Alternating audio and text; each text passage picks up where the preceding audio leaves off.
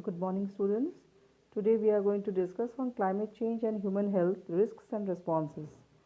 So when we are talking about climate change, you can understand that human health is very much related with the changing temperatures, and because of which we have different types of diseases that are cropping up before and after the changes that we are facing.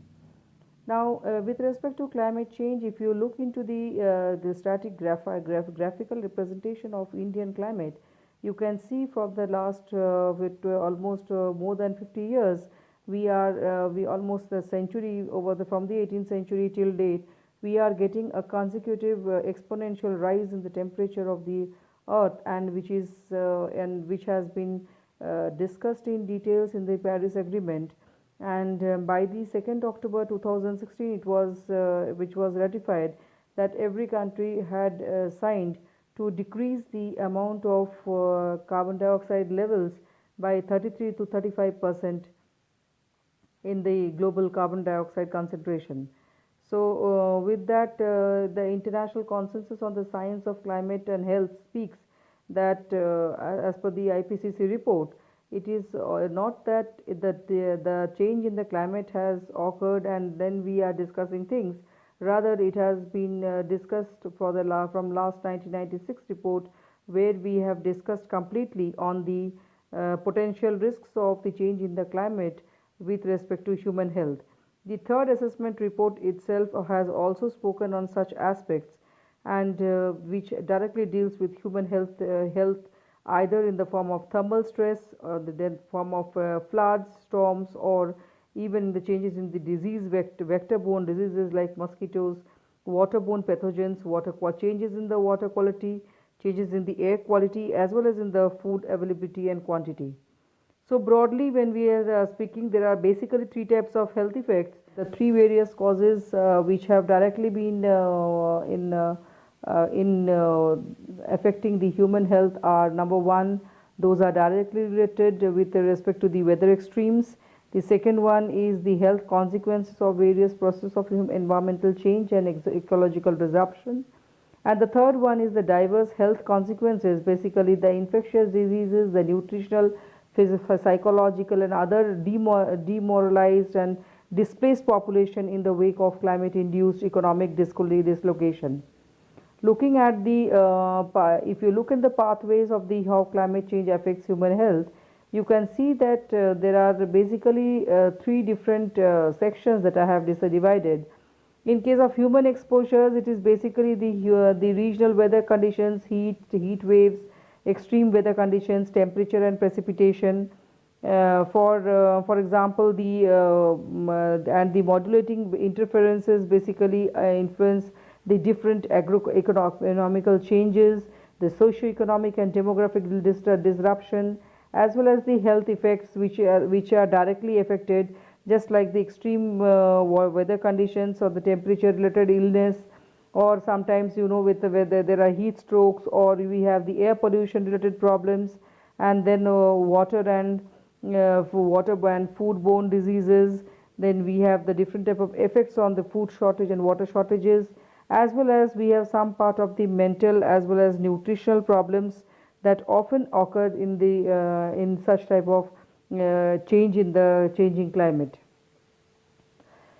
Now coming to how diverse the environmental changes affects the occurrences of various infectious diseases in humans, you will see that there are basically various pathways. It may be a host parasite relation, or sometimes it may be the larval contacts due to some moist soil by the particularly like the malarial parasites. Now we have the helminthes, cholera, the dengue, and the different, even in the aquatic ecosystem we have the phytoplankton that is usually being affected during the red tide phenomenon that we occur in the natural water bodies.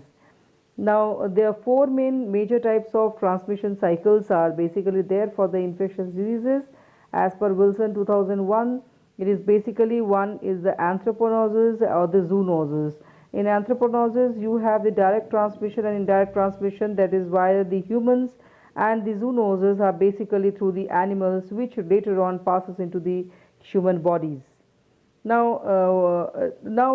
we speak on the present scenario of coronavirus and its effect on the environment, now this particular virus which we are talking about, this new coronavirus COVID-19, is basically a virus which has been affecting the generally the respiratory tract of the human bodies, and causes common cold or diarrheal illnesses in human. On the other hand, we had several environmental issues which we could not be able to solve for the last few decades. The environmental impacts, if you see that there is a lot of drop in the air pollution levels, the water quality of the water has improved in various rivers, and the infectious diseases particularly which we used to be occurring in the last decades is not occurring now, because this virus has basically overruled the other in the diseases. And I have shown you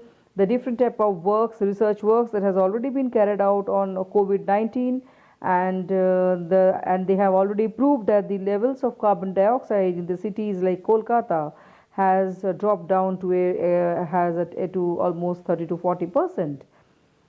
And overall, if you see the overall view, it has been stated that in India is almost one of the country which represents almost the other countries of the world in terms of corona infection, which shows that our government has been so active in controlling corona in the present scenario.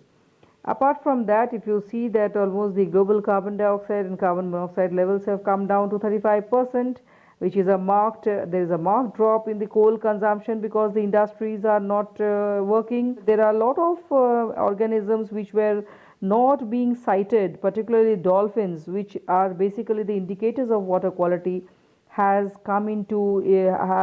being cited in some of the rivers right now.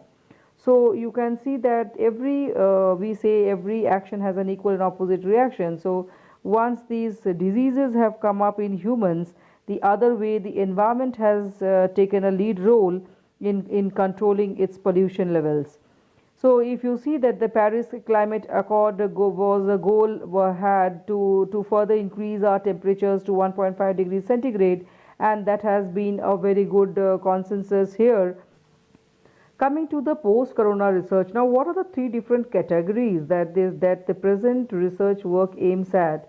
Is that we should have certain linkages with the climate conditions as well as the new researches on the infectious diseases concerned. So the first and foremost type of is that we should look into the past associations of what are the different diseases that had cropped up with the changing climate in the previous scenarios.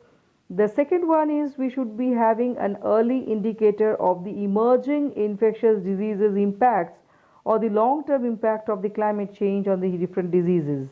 This is number two. And number three is that we should be very conscious on it to create some creative models which will estimate the further burden of the infectious diseases under the projected climate change scenarios. Now the different research outlines for future which I have just talked out, that we can go for preparing or marketing of ethyl alcohol, which has a pH almost 7.3, and biologically, I mean from the different type of organisms, particularly plants, and of course researches are going on in this aspect. The second is we should go for more amount of plantation of lime trees, garlic, pineapple, orange, etc., which are including lemon, which are basically has been said to be the best food for beating coronavirus. And the third one is the loss of the animal habitat by an intensive farming actually has destroyed the balance of the nature. And this particular infection, changing of the viruses are basically due to the increase of the huge amount of animal husbandry, and making the intensive way of farming, that is it is crossing the threshold limit or the carrying capacity of the particular you can say the particular area or the area of the culture. So this is one of the important aspects, and secondly, the other aspect is we should go for regular monitoring of the coastal areas, which are basically the sink of the carbon and has lot of a role in the pollution levels. I hope if you have any questions, we can discuss on the in future. You can give us your comments, and I'll be eagerly waiting to answer those. Thank you all.